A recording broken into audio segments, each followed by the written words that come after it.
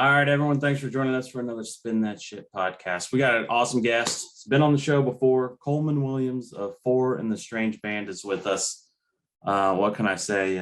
Great guy. We've become pretty good friends here over the past year, and he's doing a lot. We got a new album coming out next month, the Southern Circus, which I can't wait to hear the rest of it. He's got 4 singles out. We're going to talk about some of that, his touring schedule and plan.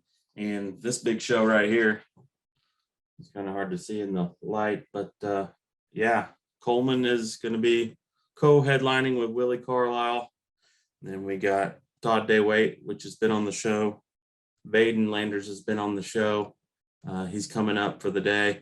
Then Allie Jean here, she taught me how to play claw hammer, and she does a lot of cool stuff too on the side. And she's going to open things up and kick things off. So we got a variety of type of music, but it's all related around country folk. So we got some heavy stuff. We got some storytelling, very entertaining stuff coming from Willie.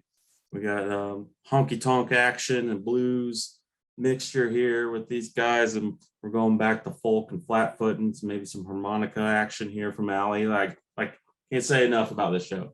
This is a cheap show for this lineup, for real. $12. I mean, the link's in the description. Get a ticket, get here. It's on a Saturday. Make the drive. There's going to be some other cool stuff, and these will be available to purchase. There's only a handful that will be there. You can get them signed or whatnot. And we got our sponsors here. I do want to shout them out. Hot Boys, before the show, this is walking distance from the venue. They have the best fried chicken sandwiches, the hot chicken sandwiches. They will burn you up, I'm telling you. So you can get it mild. You don't have to get it all that heat if you want to settle down. But we got Guitar Works. Thank you, Kevin, for sponsoring the show and hooking us up. Nailers Brewing Company. Great drinks there. Shout out to Stevie for hooking us up with that. And then Mulherron Banjo Woodworking Craft. He's in the process of building my claw hammer banjo at the moment, and I'll be posting that as time goes, but I am pumped about that as well. It's we talked yesterday for probably a half hour on design and how we want to do things and getting different opinions and styles. So super pumped about that. But yeah, that's the big show announcement. Coleman's with us. We're going to talk to him. First, I want to say thanks to everyone that's been sharing, liking, subscribing. We got a lot going on, as you can tell. So it's been a blast. I'm having fun. It's going to be a good summer of music, going to some festivals, got some local stuff going on, coming in town as well. So if you see me on the road or see me at a show, come up to me. I'm always passing out free stickers. So might as well spread it around. I think I said everything. Let's go talk to my buddy Coleman.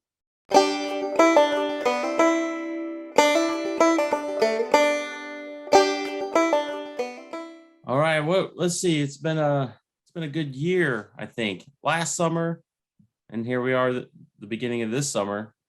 So a lot's happened in your world, right? Yeah, man. It's pretty busy, man. Last time I saw you, we hadn't even hit the road, and on the tour pretty much nonstop since August. So it's been really cool, going a lot of places. We played in 29 states, which is pretty cool. Not all the way done, but that's pretty rad. We've gone to the West Coast and hit up Texas quite a bit, a couple shows up north, and trying to do more as of next week, man. I'll be playing some of my first shows in Maine too, so I'm stoked on that. Nice. That's with Todd Day-Waite, right? Yeah, man, that's going to be really fun. We started in West Virginia at the Purple Fiddle, which is a cool venue if you've ever been. Really cool little spot. And then we're just going to start heading up the coast, man. Sorry, I got a phone call from Daniel. Daniel was calling me, so I tried to answer the call to tell him that I'd get off, and when when it answered, you were gone. Sorry, but it was Daniel. So.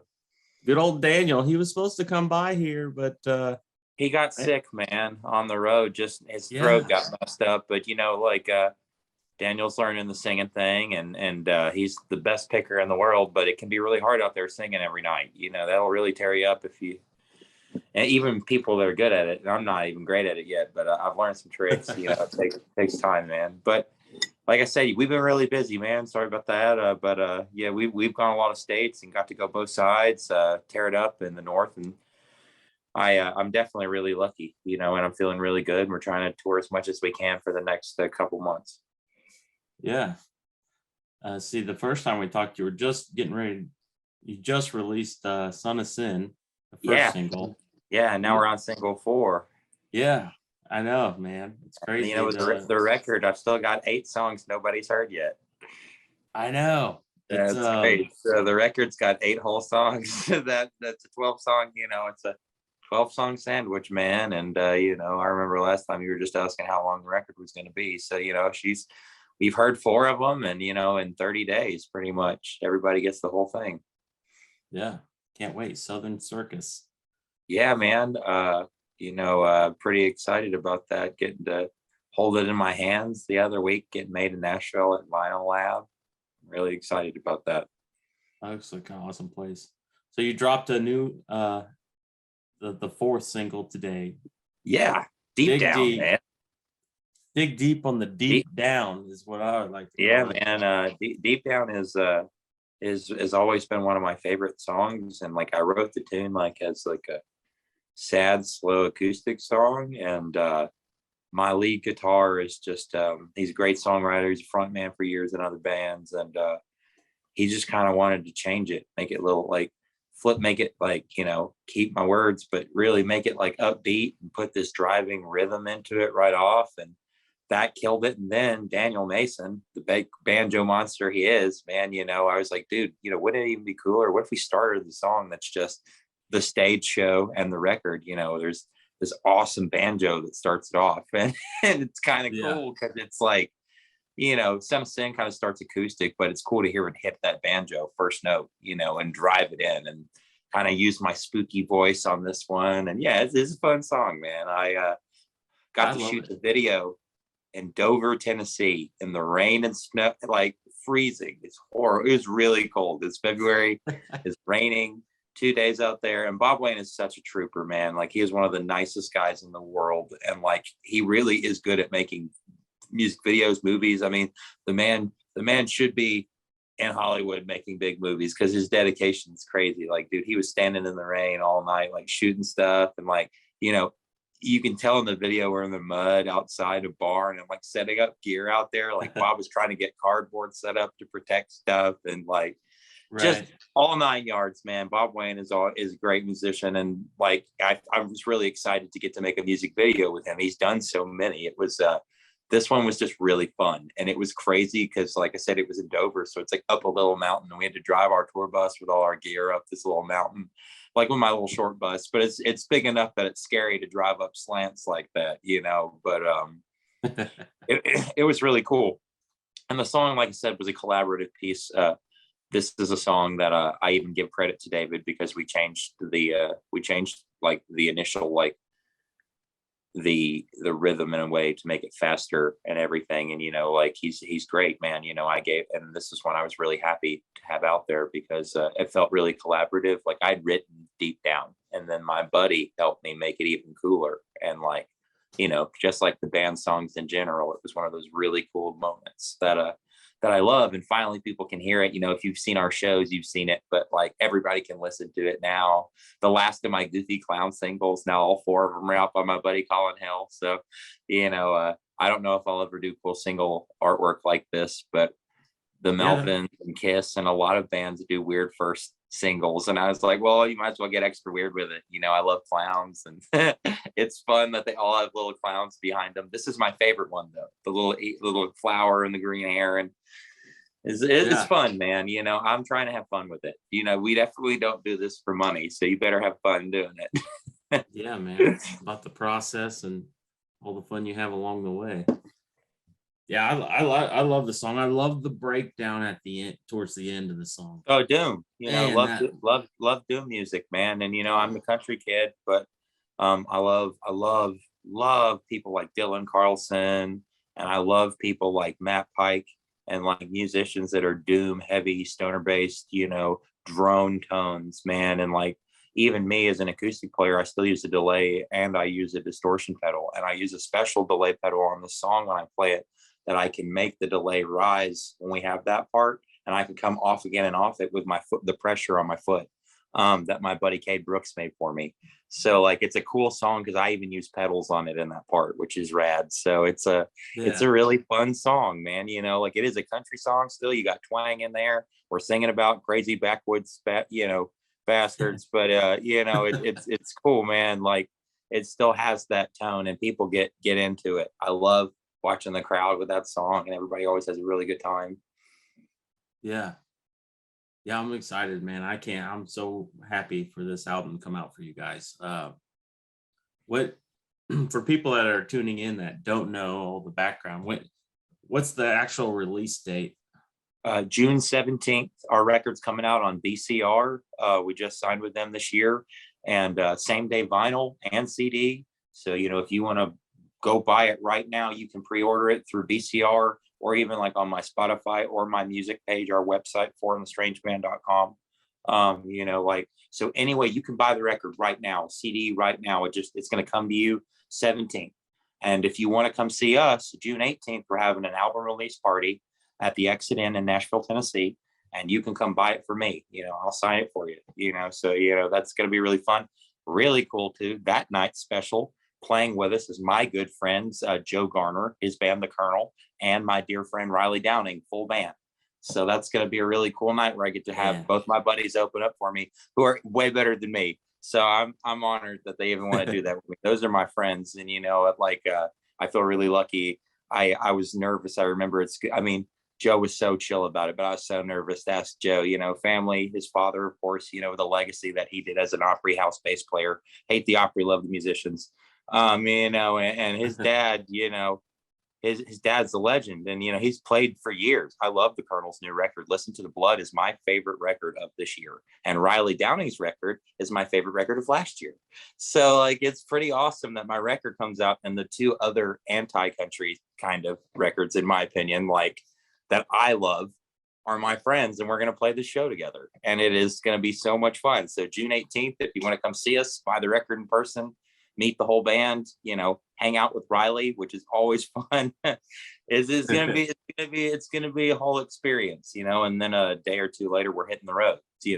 We'll go out. We're going a bunch of different directions, but I'm going north, and then we're gonna go do 4 different shows in Louisiana, and then we're going back out a few weeks later and doing all the way down to Florida and in between all the Carolinas and whatnot. So it's gonna be really fun. And then haven't announced it yet. We're doing another tour supporting someone in August. So we'll be going out west again. So I can say that at least. And, going out west, and we've already done that. And that was fun. And hopefully this time I can go out and people don't get sick again, still working on that. Doing the best we can. Staying healthy on the road is a challenge, man. We bounced back. We only lost 5 shows. And even that tour that I got affected, we still played the last 4.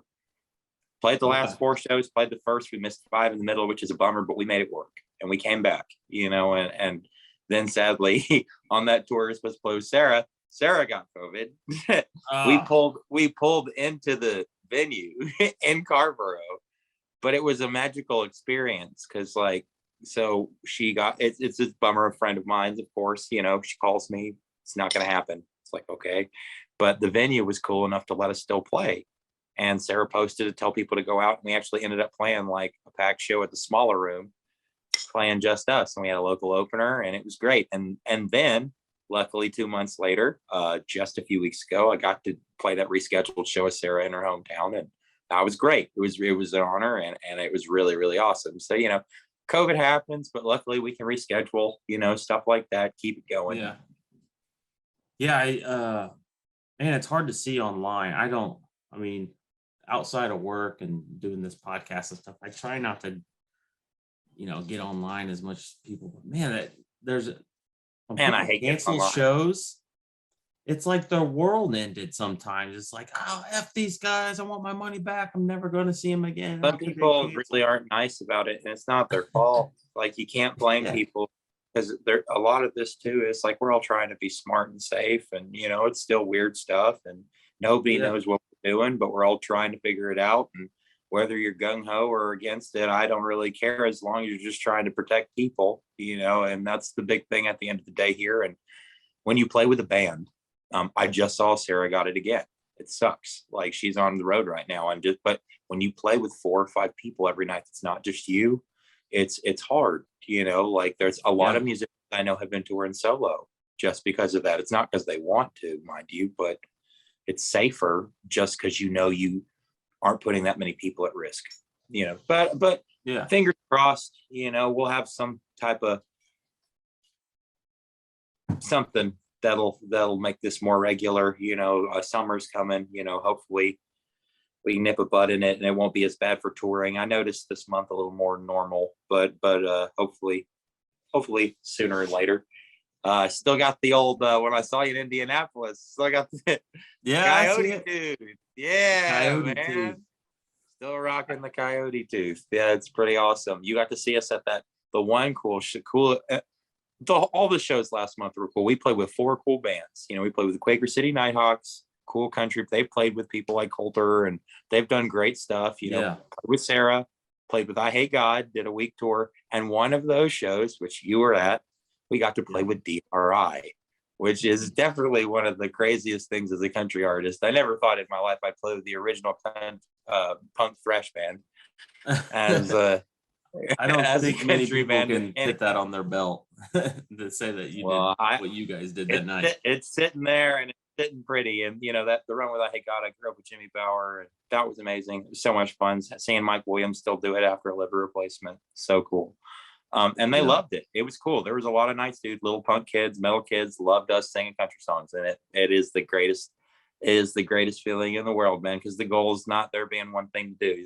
Break the genre down. It's about just playing music, and that was cool. That was really cool. I'm glad you were at that show. That was a fun one. Yeah.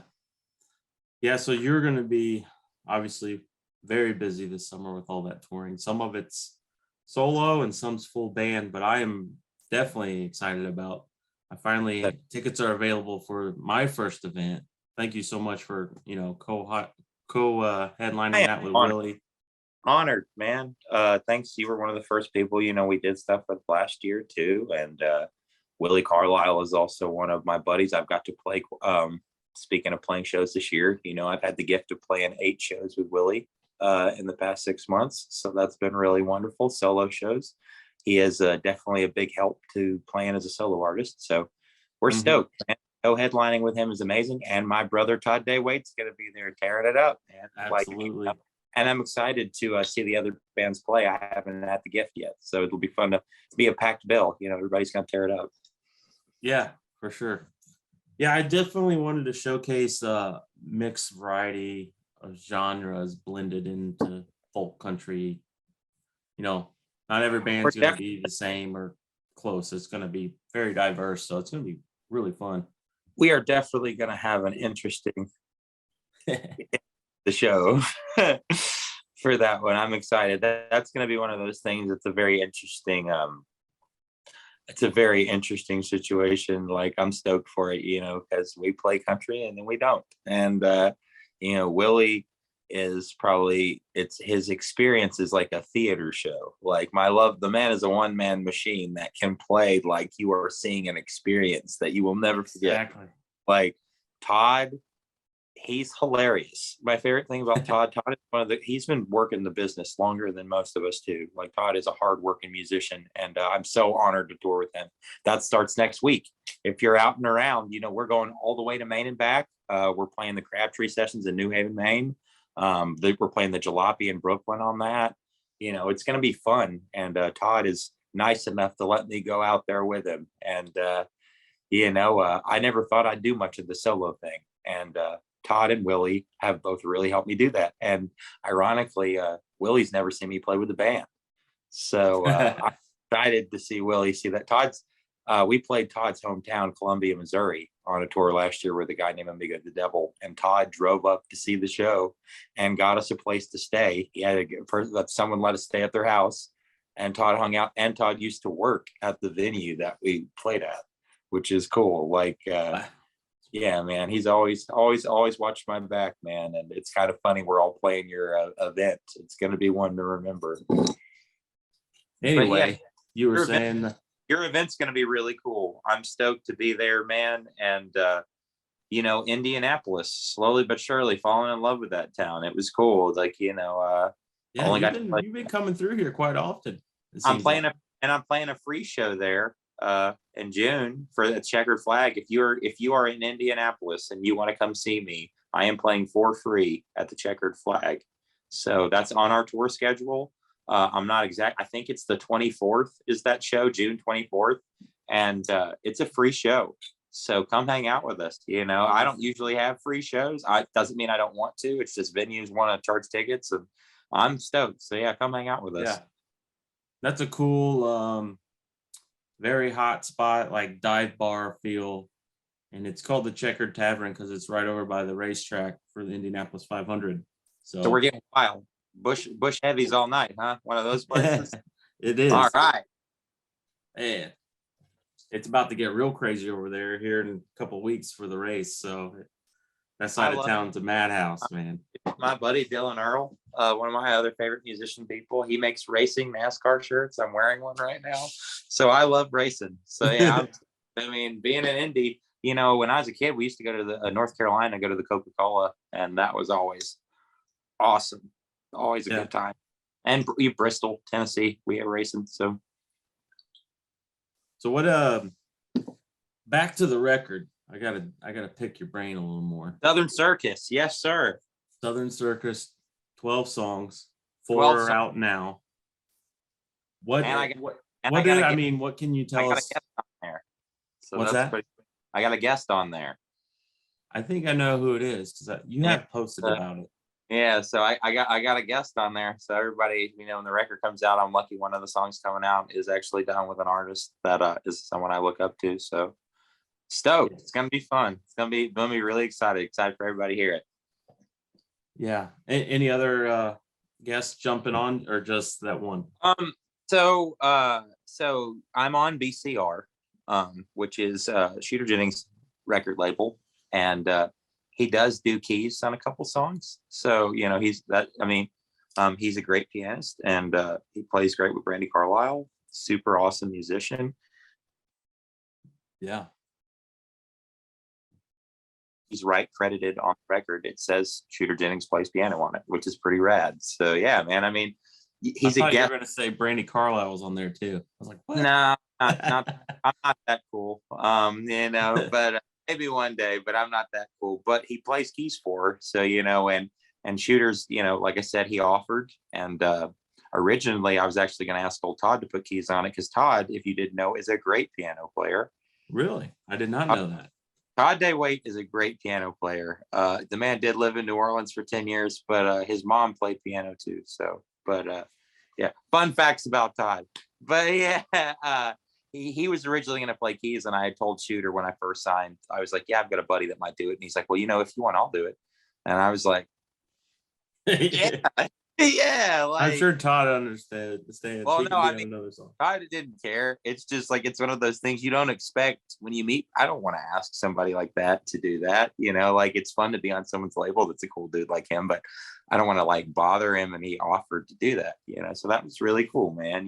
Like I feel really lucky that he offered. Because he's a really talented dude, man. His time is worth a lot, and I couldn't imagine ever having I don't care that he was like, oh, he played keys. It's like, I don't care if he was playing kazoo on there. Like and he's on there. Yeah, he wants to be on there playing with us. It's great. Hell yeah. Yeah. Todd was in town a couple of weeks ago, and we did a little shoot like this and at Duke's, and man, he's a good guy. I like him a lot. Oh, dude. One of the he is loves to hunt, loves to play music. He makes a damn good barbecue. I'll tell you, man's talented. You guys cook a lot, don't you? You say you guys get together and hang out and cook. Yeah, man. Like, I'm not saying I'm old. Hell no. I'm turning 31 next week, but I'm not as young, and I really like having beers with some friends in a front porch, making food. That's like my favorite. And like, he's one of those dudes that thinks that's the ultimate thing to do, hang out too. A lot of people, they're like, and we'll hit the bars. And I'm like, but it's expensive and it's just cheap to drink beers. And that, like he likes doing that. When I met Todd, that was the similar thing. Like we like doing the same thing. That's similar to why I'm good friends with Pat Reedy. Pat Reedy likes to barbecue, play music. And I was like, hey, I love doing that. So yeah, man. I mean, if I could find more friends that like that fishing that much, I'd be set. So yeah, it's not a bad kind. I don't think you can go wrong with barbecuing and drinking beers and stuff. But and barbecuing and Tennessee talk, we're just talking anything, chicken, pork steaks, pasta maybe, but we're cooking something on the grill. Yeah. He killed a turkey last week and grilled the turkey for us, and that was pretty awesome. Oh, so just finished up turkey season in Missouri, so I got to eat like a 3-day fresh turkey thanks to courtesy of Mr. Daywhite. I'm not as talented as him, man. I'll go buy all the stuff at the grocery store and I'll help make it, but he's usually like he'll take over and cook everything. Skills in his own. But yeah, I mean, it's we're getting older. It's more fun, more wholesome to hang out that way. I will say there's still some of that in Tennessee, especially Nashville. It's not all bridesmaids. We got a couple of home dinners still.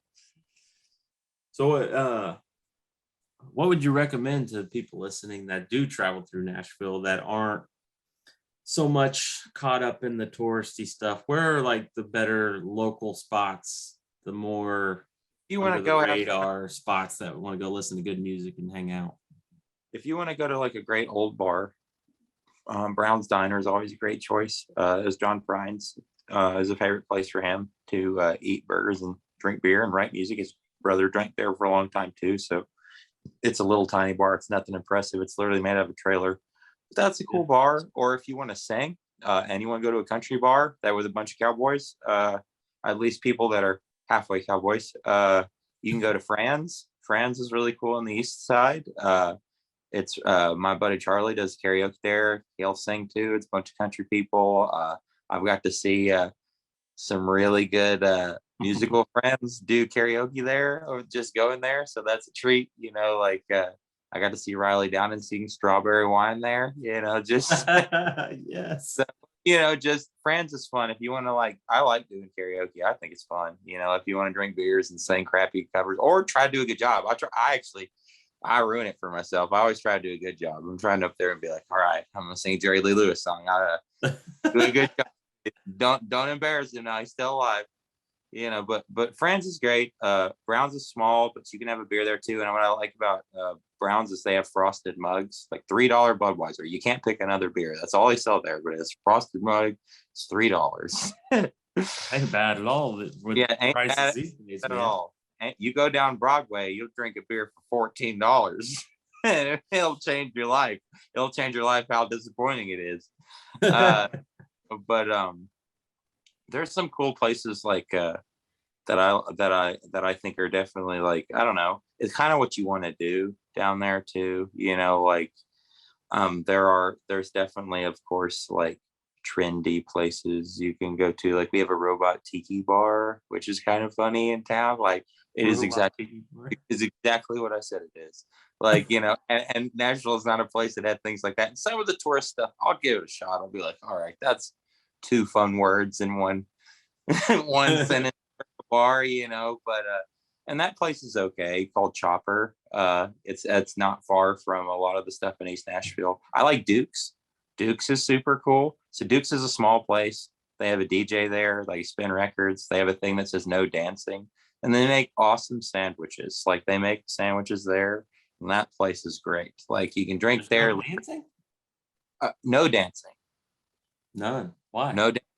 There's a sign. That's all I'll say. It's cool. It's a thing. Duke's is small. It's a little place. But they have the best bar sandwich you could ever have. Hang out and have a bar sandwich. And they're a great, cool little bar.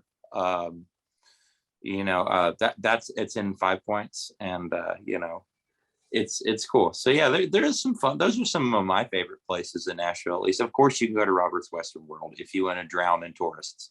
It is still a beautiful place. The floor is historic. I got all 3 generations looking at me when I walk in there.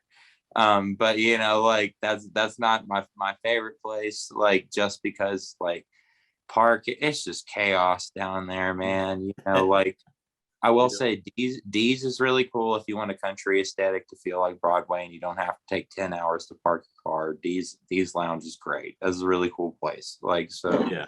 And Bobby Lee's now also really cool. There's a bunch. I drink a lot. This is just showing I have a problem. But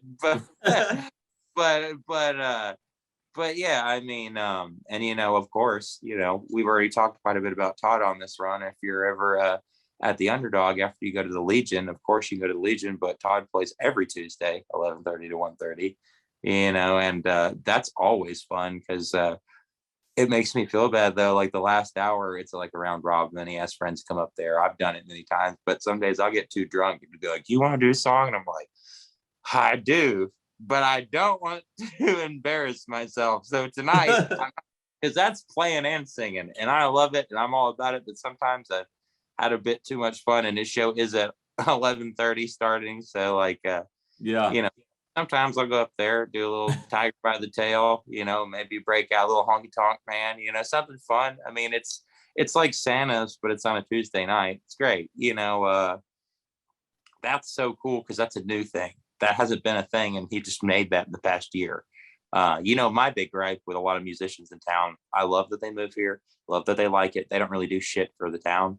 Like, dude, he moved here a year ago, literally like exactly a year ago, and has built a staple show in town. Like, play shows in so town, awesome. all the local musicians. Like, dude, there's people that come here and make 10 billion quadrillion dollars and don't even give like a nickel back to the streets of this town. Like, yeah, so Underdog is probably my final, really cool place. There's so many, like I said, calling me out on my drinking problem here, but yeah, the bars are all for sure.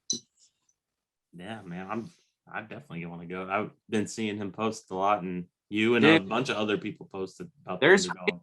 nights like celebrities and stuff come. Like a few Yeah. weeks ago, like a month or two ago, he called me and he was like, "Beck is here," and I was like, I was like, "You're joking!" Like, and no, Beck was there. Like just because it's like most shows don't happen 11:30 to 1:30. Like you have that on Roberts, but like that's Yeah. Broadway. That's Broadway. Like this is way off Broadway. Like in the East Side. Like, and they play till 1:30 in the morning. That is just not a thing. That there are very On a few. Tuesday, Yeah, on Tuesday, mind you, and it sells out. Like first few weeks, maybe there's only maybe 40, 50, like there's be 120, 150 people in there, man. Like, yeah, like damn, that it's is like great. it's ass to elbows. Like people come in there dancing, singing. It has become the hot spot on a Tuesday. For me, because I'm just good at getting in trouble. Sometimes I go there and bump into people I don't want to bump into. Leaving heartbreak in my path, I guess, but not intentionally. But some people go to do you kind of bump into a lot of people out there. But like I said, even celebrities, it blows my mind. Like I love to think that like even like people visiting town to do big business will go hang out and dance. And you're allowed to dance at Underdog. You better dance. You look funny if you're not dancing. That's one thing that hasn't. It's just not a big thing up around here, man. Indiana's they don't like to dance, huh? I don't know if it's that they don't like to. I just don't think they know how, and they just feel weird trying. Even Sounds like you've got to teach people up there to dance. man, I don't know. I barely get out myself, but Come on, yeah, man. I noticed a lot running around the South a lot, and then spending 10 years in Louisiana, and like, You ever go? I mean, man, yeah, what's with these people? They didn't get out here and dance, tear this floor up. Louisiana, everyone dances. Like in Oh, my opinion, yes. half the people that dance in Nashville are not from Nashville. They're from Louisiana. Like it's the Louisiana two-step. Of course, you could be more complicated, but if like classic, like it like does the heart good. Even for me, that's what I get away with. I do Louisiana two-step. I mean, squares. I can square in line, but I got big feet and I'm blind in one eye, so I might step on you. Two-step, I can at least halfway look half as not embarrassing, and I love dancing. It's fun. I mean, Yeah, I like it too. You know what I want to get into and start is maybe do some flatfoot and buck dancing. I've done buck dancing. Like, I've talked, me and Willie Carlisle have had talks about that. Like, my dad was very close to Jessica White and Right. Yeah. and I was, had the gift to meet him a couple of times, and I've always like tried to learn about the history. If you know the West King Street band, Branson, the fiddle player, actually also knows how to. You know him. He's really good. So Branson can like flatfoot dance, pretty awesome, shoes off and everything, and like I love it, and I'm okay at it, but he's good at it. Like, yeah, we were hanging out one night at Jack Studer's house, and he started, and I was like, dude, you're buck dancing? It is awesome. Yeah. So yeah, man, I love it. That's if you look into the history of it, it's so interesting. Like that's very. And I know you love history, especially music history. You bet I do, buddy. Right down the rabbit hole on that one. Buck dancing. Yeah, I love it. White, all those classic songs too. Well, the culture is cool too. Like it was kind of a blend that has African influences. It goes back. It is something that is an American tradition, which is pretty cool. There's a lot of things that are not. That it has a lot of roots here. Was created here. So, yeah. I got to definitely grow up kind of with a deeper appreciation when I was in high school. My dad was helping make the Wild and Whites, which is about D. Ray's son, and Jesco. And it's sadly not as much about the dancing than it is about other things, but the dancing's in there. I love that part. Folk history is just so cool, man. Like, I love like seeing people like Nick use the mouth bow and referencing the people like Jimmy Driftwood who are trying to use the mouth bow and rock out with it along, back in the day. I mean, folk instruments fascinate me. I think they're so cool. So much history there. While we got cut off for break, I did pull these out of the closet. Oh man, the Dancing Outlaw. Talking Feet's pretty good there too. Talking Feet is the. I got the Whites one, the wonderful Whites. I like the Talking Feet's my favorite. Like on YouTube, I like to look up the interviews with D. Ray, and like you see like baby Jesco and the blonde hair behind him, and there's like Halloween decorations hanging off the trailer, and he's just. I love it. D. Ray's in like a shirt and blue pants, the blue hat. Well, he's wearing a Jack Daniels hat. Actually, he's wearing a Jack Daniels hat. D. Ray was a classy man. Yeah, like God, he was shot to death, which is so crappy. Bless that poor dude's heart, but cool musician, man. The dancing along with that, just a whole nother rhythmic part of the whole music. That's what fascinates me the most. Oh yeah, for sure, definitely, no question. There's so much history there, and it's cool. Like people making it their own. I always like personally, like one thing I did appreciate, not just being biased, but D. Ray will like hit his hands on the ground and like do like the back of his knuckles. Yeah, like he's like so excited, like it's a personal thing, and like I said, seeing other people do it, it's that you really do have to kind of, you can learn step, but there's part of your own character in it. Yeah, what's great is the opener for my event there in October, the first Spin That Shit event. Allie Jean, she taught me how to play banjo, but she is also a folk instructor. She plays many instruments, harmonica, this, that, and the other. She teaches a lot of kids, but she dances. And she made a post online that she can't wait for the event, and she'll definitely be doing some flat footing and buck dancing on stage. So I was like, man, I might have to go up and see if I can learn something before then and go up there with her. That's so cool, dude. That's super cool. Yeah, I can't wait. But, there's a girl, I can't remember her name. She'll play fiddle, and she doesn't buck dance, but she steps while she's playing fiddle, and she's like a country singer. She's done work with Christina Vane and a few people. I've seen some videos, and yes, Hillary. Yes, and I love seeing people that are incorporating dance in their own form, in their work these days. Yeah, she's great, super talented. I'll have her on here someday, maybe. Reach out to her folks.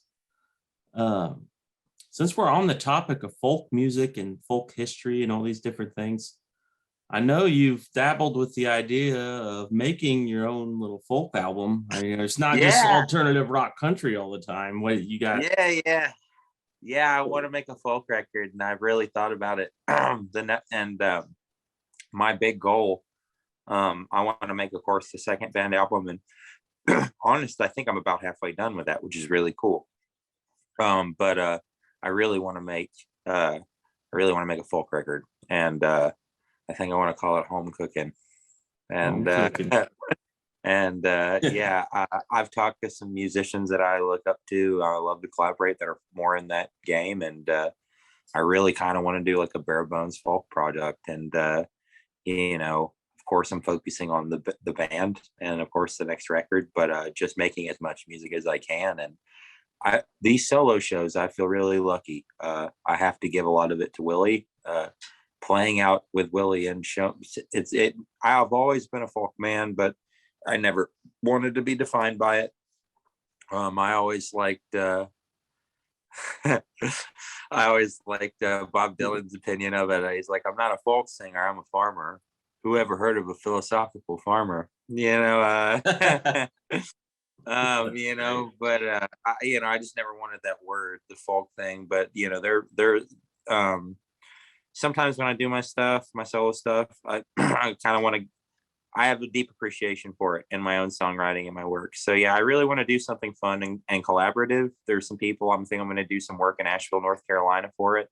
I'll do some stuff down home in Tennessee. I might even go to Louisiana and do some stuff for it. So I'll travel for it and kind of work with some musicians I've spoken to that are down to do it. I just have to go to them, and I'm really going to try to do this one like very close to the chest.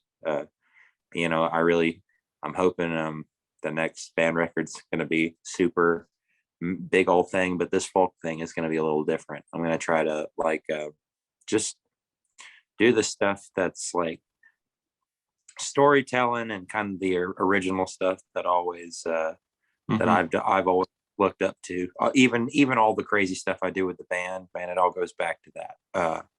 My love of storytellers, my love of putting on a show, even if you ain't got a bunch of people there to make a show. You bring them into what you're doing. And people like Ola Reed and Roscoe Holcomb and Oh yeah.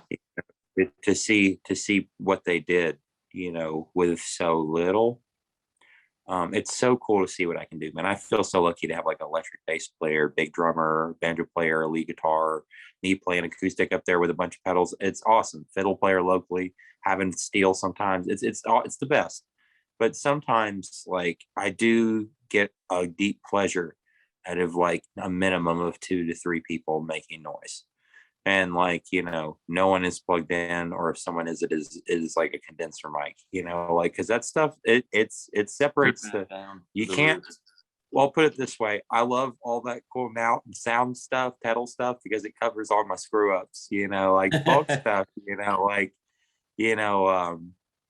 got to be perfect, and even if you're not perfect, you got to be really good at messing up that way. So it looks like you're doing it on purpose, so, Well, I mean, I don't know. It depends who's listening. Because for me, I think a lot of imperfections in music, especially vocals, is it just builds the character, man. You know what I mean? I appreciate the hell out of that. I'm chock full of them. Yeah, because, I mean, you could go to the studio and do it and polish it and like recut it a million different times until it is perfect. But by the end of that, then what do you got? It's more of a polished turd than a real turd. Yeah, for sure. No question. It just depends who you are and what you like. Oh yeah, it's always dealer's choice. You think you would do it more of a live cut? Or you don't know? Parts of it I thought I would do it like that. Like originally I thought it would be cool to do it like the Magnolia session stuff, or do it like all in a take. But then there's parts of it I'd like to refine. Like I said, some things I want to travel. I don't want to name names because it's still like super duper early, because like my focus is the band work. But this is what I want to do with all my extra time. And I have friends where I can travel to do certain pieces of this, but to do that, I'll have to kind of have those recorded there. Luckily I have people that are willing to do that. So I'm hopeful. I feel good about it. And I also want to do some more collaborative work with my fiddle player. She doesn't get to tour this much. Laura Beth Jewell, she's amazing, really nice lady, great fiddle player, and she kind of comes more from that traditional background. And I think I'd love to do some more, like to do a song just with her, some things like that. Just Yeah. you know, like I said, with a folk record, I can be more simple. And she's so great. I wish she could tour this. She's got a big girl job. She's a psychiatrist, which is amazing. And she played on the record, and that's all that matters. But I've always wanted to do a song just with her, and I think that would be really, really wonderful to do something like that, to just like practice a piece and make a piece with her. I think it would be really fun. Right. Yeah. I'm pretty fortunate, probably out of all the people that have seen you live. You've seen all my projects. I've seen you in different ways. Yeah. At Muddy Roots, you're speaking of the fiddle. I saw you with your fiddle player. Oh, you did. Yeah, you did. Laura Beth, she's in that. She is the best. I think the only thing that you mentioned that I haven't. You didn't have pedal steel there? No, yes, I did. John Judkins. He did. He played pedal steel, but then he halfway played guitar as well. Okay, yeah, he was on stage. So, like, he was stage right. Yeah, he was playing lap. He was playing lap steel and guitar. So he'd play like as a second lead guitar player, and playing lap. I remember now. Half drunk. You don't remember at all. Yeah, dude. I'll never forget. You brought me a pheasant. It's hanging on the wall in the other room. Yeah, the Muddy Roots pheasant. Yes. Yeah, pretty awesome. Yeah, coyote teeth and pheasants. I'm all about it. I love that stuff. I mean, it is always so stoked. So yeah, man. It's the folk thing. I want to use like a lot more. Like, it can be like it's a collaborative record in a different medium. It's all the same type of music. This is a genre. Everything I make usually won't be. If there's one thing, this will be kind of a genre. It will be a folk record. It will be like a traditional. I guess you could also say Americana in there, but it's a folk. It'll be a very folk record. It's going to be very simple, and on purpose. People might hate it. I mean, people love my bands, and I love that people love the band stuff. Like I said, I confidently feel that I've already written half of the next band record. I want to do some collaborations with the band itself to make some songs for the record, but I really do feel like I've got heavy and country songs that I've written for the new album for the next band record. And like, it always leaves me like, I write a lot of songs that I write them and I know they're not band songs.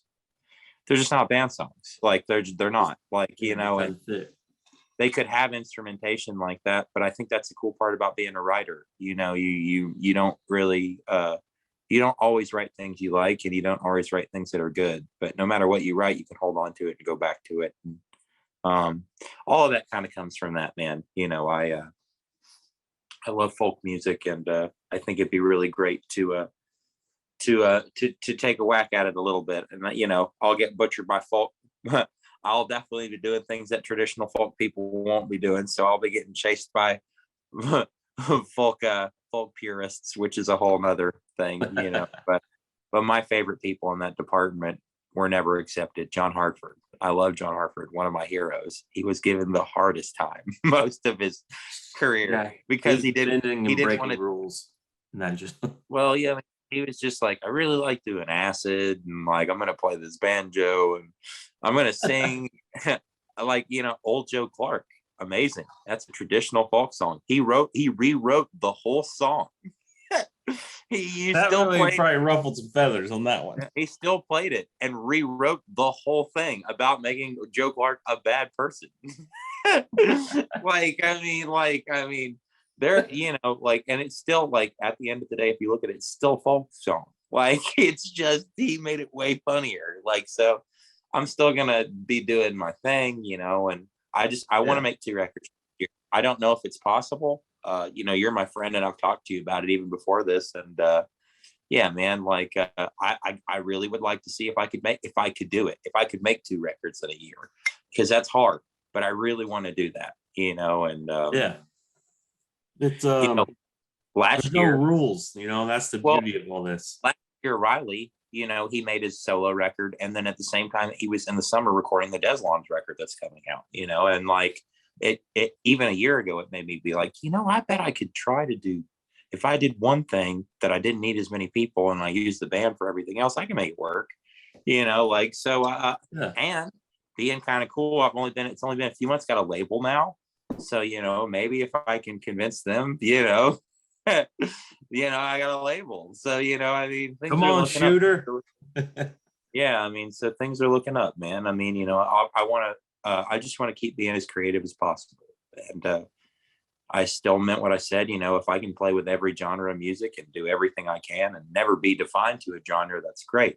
But yeah, making a traditional record like that is something I think I would just really enjoy, especially because everybody would want me to do certain things with it. And I want to do what I want with it, like seeing some of my friends that have made records that are like anti-folk records, and they use these traditional pieces of that culture and that make it entirely their own is some of the most inspirational stuff you can ever see. It's a bravery that I appreciate, because yeah, man, and to get good at it. Like I said, man, you want to get good, I ain't no room to screw up. I ain't got no pedals covering me. Playing just straight clean through. So I think it's a good test to do better and make yourself better too, and I really want to just there's some musicians that have done stuff like this that I really liked, like Charlie Crockett when he did his Songs of the Plains record. It's not a folk record per se, but it's mostly just him making a record, and it's pretty awesome. Yeah, and doing stuff in mono versus stereo, like Well, that's a big part of that too. I want to do it in mono and do it like that's or have like that's a big part of this. I don't want it to be like, I love fidelity, but it's the one thing that I really want it to be a certain type of like fidelity in its own way, regardless of how it will sound. If I sound like I'm in a can, it's because I'm trying to sound like I'm in a can. So, yeah, I think that would be a really cool thing to do, and it's something to be a better artist experimenting. Because for me, I've always, like I said, the metal stuff and punk stuff I always feel comfortable with. I love the more I do country stuff. It's still not my wheelhouse. I love it. It's my birthright. I enjoy it, but it's still not exactly. I'm still figuring things out in it that I like. So, it's a journey, man. It's been a good time. Yeah, man. Well, as always, I appreciate you being on the show and chatting with me, and excited about the record, excited about the touring, and where can people find you? You have a website, or should they just follow you on social media? Yeah, so fourinthestrangeband.com. We own it, fourinthestrangeband.com. We've got merch on there. You can look at all our upcoming shows, videos, the music videos. We're on YouTube, we're on Instagram, we're on the Facebook.